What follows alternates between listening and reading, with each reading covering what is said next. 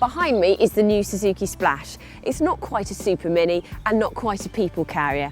It boasts the dual purpose of being tall and spacious and also manageable around town. It's very economical, very cheap to run, and it also looks pretty smart as well.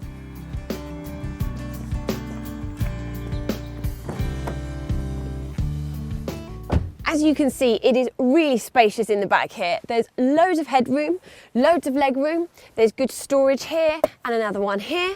And then if you're a child sitting in the middle seat, there's a nifty seatbelt design that comes out of the roof here. And there's just about enough room for a small child, I'd say.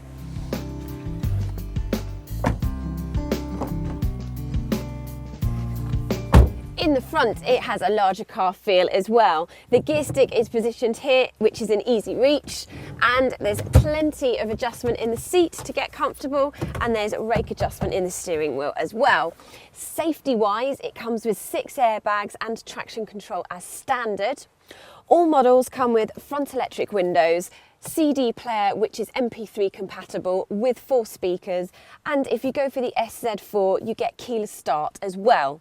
Storage is plentiful. It is definitely geared towards families about the city. We've got storage here, we've got a stash tray here, we've got a glove box here, and some more storage here and here and here, and then the door bins fit a small bottle.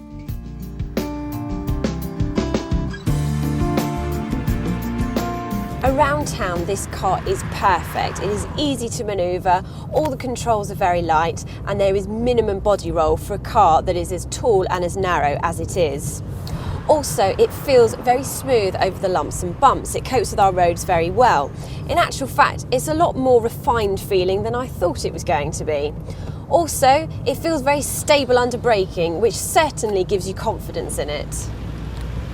There's a choice of 3 engines. There's 2 petrols and 1 diesel, but Suzuki predict that most of their customers will be purchasing the 1.2 petrol. This is a smart choice because it feels smooth, quiet and refined. And despite being the least economical in the range, it still returns an impressive 51.4 miles to the gallon. Also, all the vehicles in the range are free to tax out of the showroom, and the most you'll pay in road tax is only £90 a year. And they're all low insurance groups as well, so it's going to be a cheap car to run. This car is really great until you leave the city and head onto the motorway, and when you're there it really feels very out of its comfort zone. In fact, it loses its quiet, refined nature and turns into a complaining, overworked horse. You can really hear it moaning with every revolution of the engine. It feels slow and it's noisy, and it makes you wish you had stayed in town.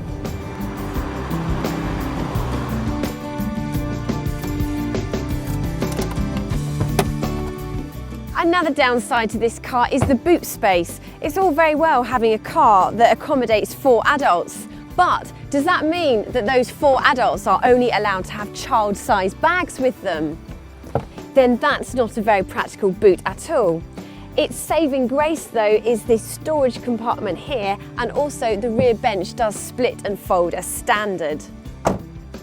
All in all though, if this is a car that you're considering owning, you should find running costs very low. It's a small car with a big car feel, and it's well built. Suzuki have really optimised the space inside the cabin and made a smart looking city car with passenger space in mind.